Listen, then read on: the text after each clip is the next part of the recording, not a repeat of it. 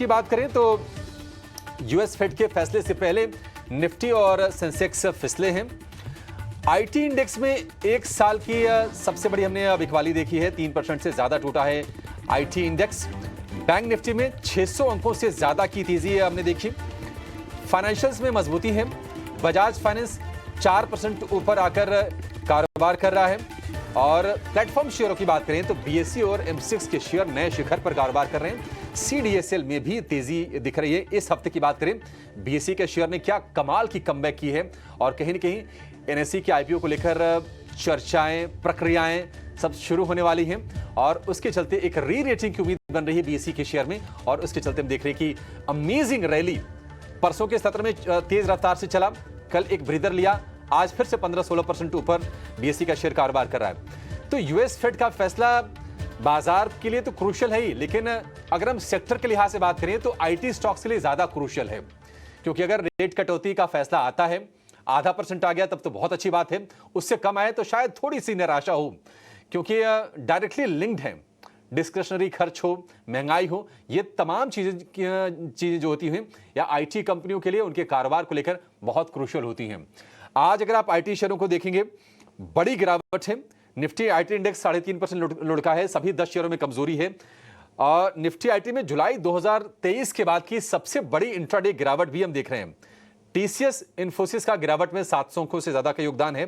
पिछले 3 महीने से निफ्टी आईटी में बाजार से बेहतर रिटर्न मिला है और जून से अब तक जो परफॉर्मेंस रही है वो कमाल की रही है, कंपनियों की भी और इंडेक्स की भी। टीसीएस 18% चला है, Infosys 34%, Wipro 22%, HCL tech 32%, tech Mahindra 30%। तो अमूमन 30 से 32% की हमने तेजी तमाम स्टॉक्स में देखी है, लेकिन आज हो रही है प्रॉफिट टेकिंग। इस प्रॉफिट टेकिंग की वजह क्या है, जरा इसको समझते हैं। क्या गिरावट पर आपके लिए मौका बनेगा या फिर buy on rumours sell on news? बहुत ही पुरानी कहावत है बाजार में। क्या आईटी स्टॉक्स उसी का शिकार हो रहे हैं? क्योंकि इवेंट्स को लेकर, फेड के दरों को लेकर सबको पता है, बाजार उम्मीद लगा चुका है। सीएमई फेड वॉच टूल के हिसाब से 67% एक्सपर्ट्स मान रहे हैं कि 0.5% का रेट कट आ रहा है। इन्फोसिस का गिरावट में 700 अंकों से ज्यादा का योगदान है। पिछले 3 महीने से निफ्टी आईटी में बाजार से बेहतर रिटर्न मिला है और जून से अब तक जो परफॉर्मेंस रही है वो कमाल की रही है, कंपनियों की भी और इंडेक्स की भी। टीसीएस 18% चला है, Infosys 34%, Wipro 22%, HCL tech 32%, tech Mahindra 30%। तो अमूमन 30 से 32% की हमने तेजी तमाम स्टॉक्स में देखी है, लेकिन आज हो रही है प्रॉफिट टेकिंग। इस प्रॉफिट टेकिंग की वजह क्या है, जरा इसको समझते हैं। क्या गिरावट पर आपके लिए मौका बनेगा या फिर buy on rumours sell on news? बहुत ही पुरानी कहावत है बाजार में। क्या आईटी स्टॉक्स उसी का शिकार हो रहे हैं? क्योंकि इवेंट्स को लेकर, फेड के दरों को लेकर सबको पता है, बाजार उम्मीद लगा चुका है। सीएमई फेड वॉच टूल के हिसाब से 67% एक्सपर्ट्स मान रहे हैं कि 0.5% का रेट कट आ रहा है। तो आज की गिरावट के पीछे आईटी में वजह क्या है, जरा ये समझ लेते हैं। और हमारे सहयोगी शरद दुबे जुड़ गए हैं हमारे साथ। शरद, पहले आप बताइए कि गिरावट ये हो क्यों रही है, फिर एक बड़े एक्सपर्ट को जोड़ेंगे और उनसे हम आईटी के बारे में विस्तार से चर्चा करेंगे। जी बिल्कुल, निफ्टी आईटी इंडेक्स की बात करें तो 3% की गिरावट आई है, सबसे बड़ी फॉल एक महीने में देखने मिली है। लेकिन इसके कारण क्या है ये बताता हूं मैं। सबसे पहले ऑफ कोर्स एसेंचर की अपडेट आई थी, वहां पे जो है हम देखा था कि थोड़ी डिले हुई थी बल्क प्रमोशन से। फेड दरों की जो कि कम कटौती के अनुमान का भी दबाव देखने मिल रहा है। एक्सपेक्टेशंस 50 बेसिस पॉइंट्स की थी, अगर 20 बेसिस पॉइंट्स आया तब थोड़ी आईटी में प्रेशर आ सकती है। ग्लोबल स्लो डाउन की भी चिंता है, इस पे भी ओवरऑल जो है अनसर्टेनिटी देखने मिल रहा है। इसके अलावा में डिस्क्रिशनरी स्पेंड्स होती है उसके बारे में बताऊंगा, जहां पे एक अनिश्चितता देखने मिल रही है और स्ट्रीट एक्सपेक्ट कर रहा है कि जो सेकंड क्वार्टर होता है आईटी कंपनीज के लिए इस बार वीक देखने मिल सकता है। अगर वैल्यूएशंस की बात करें तो अभी भी अब टुवर्ड्स द हायर साइड जो है वैल्यूएशंस की अब देखने मिल सकती है। और अगर हम देखें FY26 की पी आंकड़ों के बारे में तो TCS 27 टाइम्स पे है, HCL टेक 24 टाइम्स पे है, विप्रो जो है 20 के नीचे है। हालांकि LTI, माइंडट्री, इन्फोसिस, टेक महिंद्रा ये हायर साइड अपने वैल्यूएशंस पे है।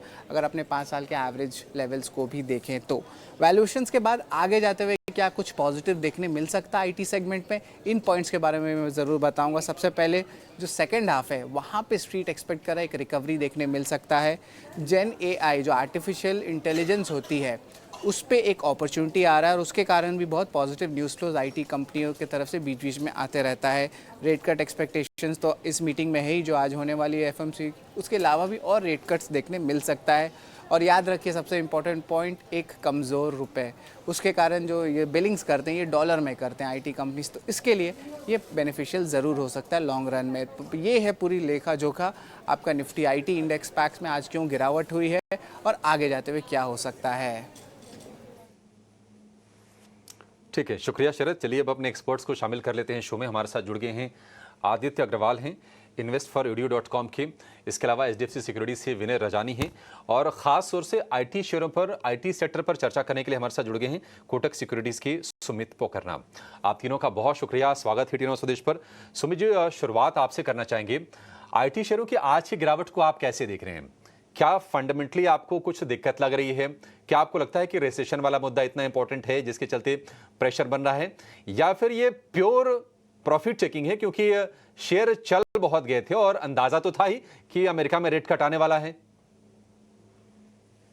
आपने बिल्कुल सही कहा। फेड एक बड़ा इवेंट है और इंटरेस्ट रेट कट होने से आईटी सेक्टर को काफी फायदा होने वाला है। जहां पे 25 बेसिस पॉइंट की बात चल रही थी, वहां पे मार्केट अब एक्सपेक्ट कर रहा है 50 बेसिस पॉइंट।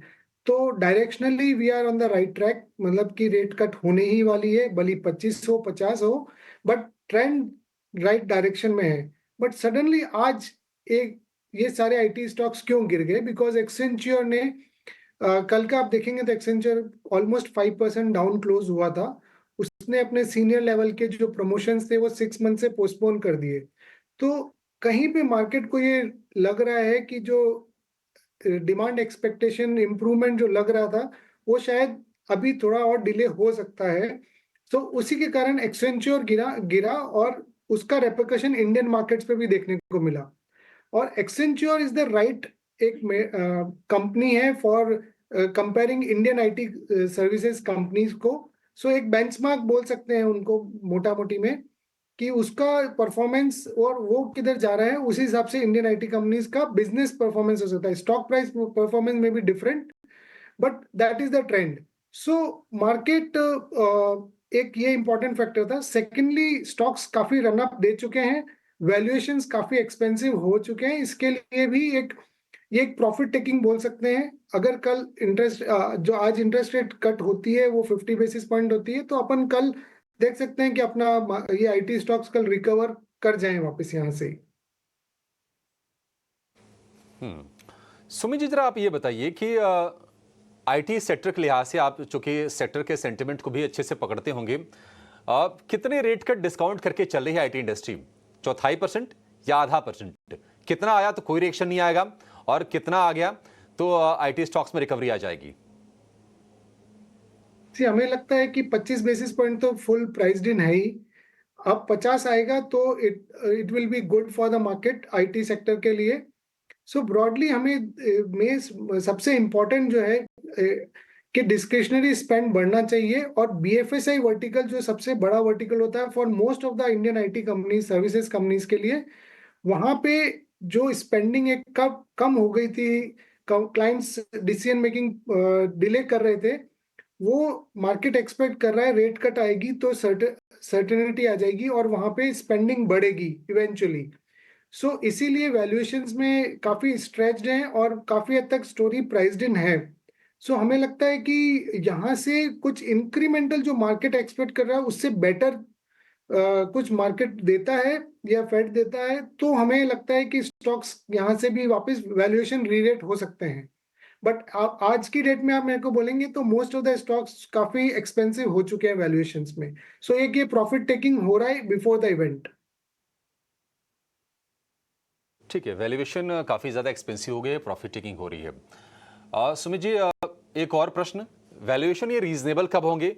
मान लीजिए किसी को अगर नया खरीदना हो, कब तक इंतजार करे? कितनी गिरावट आने पर फिर से एंट्री का मौका बनेगा? उसके लिए दो चीजें देखनी पड़ेगी कि अभी we are also heading towards the result season. एक महीने बाद रिजल्ट आने चालू हो जाएंगे।